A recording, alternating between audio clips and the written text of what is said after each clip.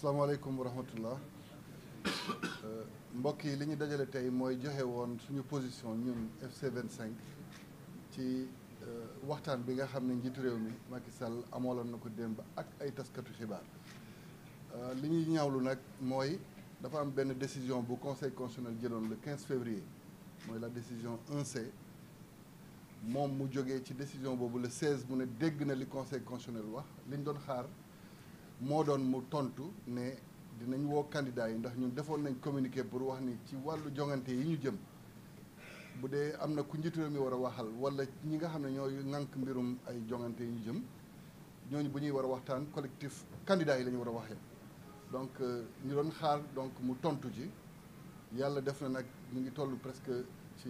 8 jours ba léegi tontoogu ci ñu koy ñaawlu ndax dañoo jël sénégalais yi en otage dimanche bi la sénégalais yi waroon tànn ci jongante yi jëm ci premier tour bi mu nekk dimanche buy donc nuróojee ak dimanche bu ñuy suul démocratie wu Sénégal te loolu dafa xaw a doy waar mu war a nekk benn xeex bu nga xam ne ñu ne war nañ ko xeex donc li ñuy am yéene def dimanche bi déggoon ngeen ko mooy dinañ wone ni sénégalais yi seen àq ak seen yelleef bu ñu bëggoon nangu seen loxo dinañ ko firndeel dimanche dem ci seen centre de vote yi ak benn bulletin bu rouge pour wane ni lii Macky Sall def mooy dàq élection yi ci ay anam yi nga xam ne kenn xamu ko ñun rafetlu wuñ ko ñun sénégalais yi suñu àq ak suñu yelleef dinañ ko sàmmal suñu bopp. di jëm ci dialogue bi muy woote nag moom it bu soobee yàlla ñun dinañ woote suñu dialogue ak suñu ay citoyens sénégalais ndax ñun duñu dem ci dialogue bu nga xam ne lenn rek mooy objectif bi mooy wone ni sénégalais yi maanaam politiciens yi jubóowuñu ci ni ñuy déroulé ndax boo boolee ñi bokkul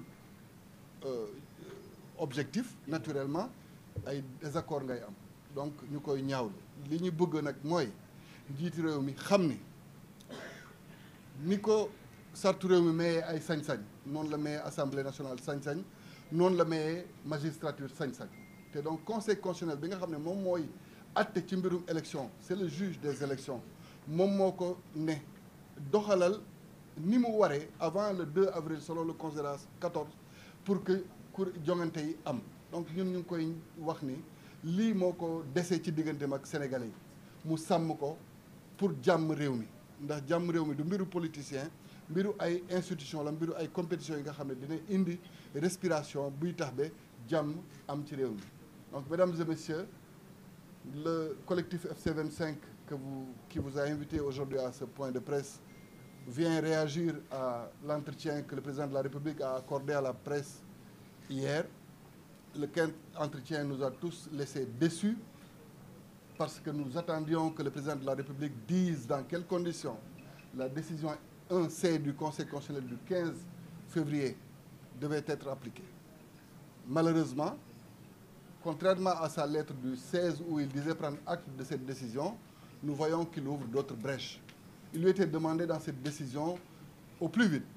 d'organiser les concertations qu'il fallait pour que le scrutin se tienne et que cela se tienne dans les conditions normales avant le 2 avril. Nous avons entendu le chef de l'État parler de concertation avec des acteurs politiques qui ont des intérêts concurrents. Donc nous pensons que le seul objectif qui est visé dans cette discussion, c'est de montrer à la face du Sénégal que les politiques ne sont pas d'accord sur le déroulé. Donc, puisque nous connaissons son objectif, nous refusons d'aller à ce dialogue. Le seul dialogue que nous acceptons, c'est le dialogue que nous avions préalablement défini en disant que les seuls interlocuteurs des autorités en charge des élections, c'est le dialogue entre les candidats et eux. Aucun autre dialogue ne peut être possible. À défaut, nous lui donnerons l'occasion de poursuivre indéfiniment ce mandat qu'il va utiliser sous d'autres formes. Nous avons entendu la communauté internationale réagir hier. Ce qui est dangereux, c'est que dans cette communication, la communauté internationale semble dire que le 2 avril est consacré comme la fin du mandat et qu'ils s'en réjouissent. S'ils veulent aider le Sénégal, qu'ils comprennent que leur responsabilité, c'est d'être aux côtés des Sénégalais qui sont fatigués par cette crise qui ne finit pas. Et que donc cette pression qu'ils ont maintenue pendant tout ce temps-là, pour que les élections se tiennent à bonne date, ou à défaut qu'elles se tiennent le plus régulièrement du monde, que cette communauté internationale continue de comprendre que le Sénégal n'est pas prêt pour le moment à tenir cette élection à cause justement des manquements de l'exécutif sur le déroulé de la procédure. Donc nous les invitons à être aussi mobilisés que les Sénégalais qui vont l'être et que résolument, ce dimanche, les Sénégalais montreront que le droit au vote qui leur a été volé va être consacré par un bulletin rouge pour montrer que c'est la fin c'est le début du processus qui mène à la fin du mandat de Macky Sall qui s'arrête le 2 avril et que résolument, son dialogue sera remplacé par un dialogue entre les candidats et les citoyens les lundis et les mardis. Et pour ça, la coalition FC25, donc le front FC25 reviendra avec les éléments d'information qu'il faut. Nous appelons tous les citoyens à la mobilisation pour qu'on comprenne que le droit sacré de vote, qui peut être spolié cette fois-ci, peut être défendu par eux-mêmes de concert avec tous les démocrates du pays. Je vous remercie. Merci, président Cheikh Diadier. Bonjour.